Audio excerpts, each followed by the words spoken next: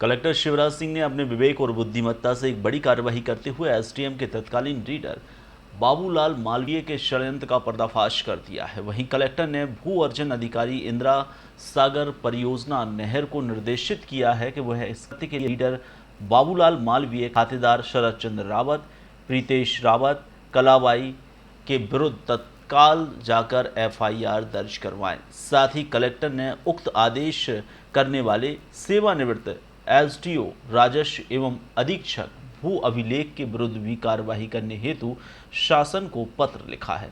दरअसल एसडीएम के पूर्व रीडर द्वारा षड्यंत्र रचकर उन अपनों को लाभ पहुंचाने के लिए पद का दुरुपयोग किया गया था और इसके चलते अब कलेक्टर ने एक बड़ी कार्रवाई यहां पर की है। पर कार्रवाई की गई और अन्य के खिलाफ भी एफआईआर के आदेश है। क्या है पूरा मामला? मामला यह है कि वर्ष 2010 में इंदिरा सागर परियोजना की जो नहर वाला काम था, उसके अंतर्गत में जो बड़वानी के आसपास में भूगर्भीय कार्रवाई चली थी।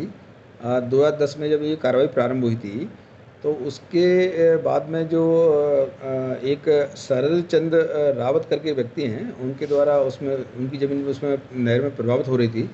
उनके द्वारा एक डाइवर्सन का एक आवेदन लगाया कि मैरिज गार्डन के लिए डाइवर्सन करवाना है और पूरी कार्रवाई डाइवर्सन की जो प्रक्रिया होती है उसमें विभागों से तमाम विभागों से एनओसी ली जाती है। इसमें पीडब्ल्यूडी हुआ, पीएचई हुआ, नगर पालिका हुआ, टाउन एंड कंट्री प्लानिंग से भी अनुमति लिया जाता है।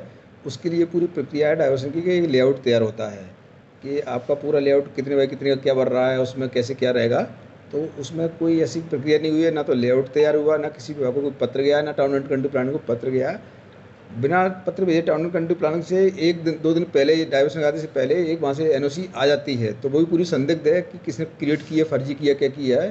तो इसमें पूरी डाइवर्सन की प्रक्रिया 15 दिन में हो जाती है, जबकि डाइवर्सन इस तरह की प्रक्रिया 15 दिन में होना संभव नहीं है। और डाइवर्सन के अगले ही दिन उसका एक नजूल एनओसी जारी हो जाती है 30 तारीख को, मतलब 29 अक्टूबर को डाइवर्सन होता है और 30 को नजूल की एनओसी जारी हो जाती है। और इसी प्रकरण में 28 तारीख को एक दिन पहले उसी भूमि में से कुछ भूमि कृषि भूमि के नाम पर जो हमारा रीडर है उसकी बहन के नाम से, कलाबाई के नाम से रजिस्ट्री होती है कृषि भूमि की। उसके बाद में फिर जो शरद चंद्र रावत है उसके द्वारा अपने लड़के के नाम से और इसे जो कलाबाई के नाम से उसी भूमि का डाइवर्टेड लैंड का बंटवारा भी करा दिया जाता है। बंटवारे की कार्रवाई तहसीलदार और नायब तहसीलदार के द्वारा की जाती है। प्रक्रिया होती है उसकी भी, इसमें इश्तेहार जारी होता है, दावा आपत्ति बुलाते हैं, परंतु उसमें ऐसा कुछ न करते हुए एसएलआर से उसका डाइवर्सन करा दिया गया।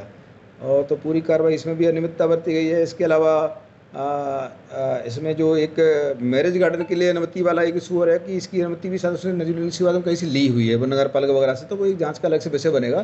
परंतु ये कार्रवाई पूरी लगभग 20 से 25 दिन में पूरी की गई है। इतनी एनओसी लेना, इतनी डाइवर्सन कराना, नामांतरण बंटवारा करना, एनओसी कर लेना, ये कार्रवाई कम से कम 2-3 महीने से पहले संभव ही नहीं थी। परंतु ये इसलिए की गई है कि जो नवंबर माह में एक धारा 4 का गजट में नोटिफिकेशन होता है, वो हमारी करीब 11 या 12 नवंबर को नोटिफिकेशन होना था गजट में, और उससे एक दिन पहले तक उन्होंने पूरी कार्रवाई कर ली। तो इससे लग रहा है कि सब पूरी कार्रवाई बैकडेट में सब षड्यंत्रपूर्वक की गई है अधिक राशि लेने के उद्देश्य से।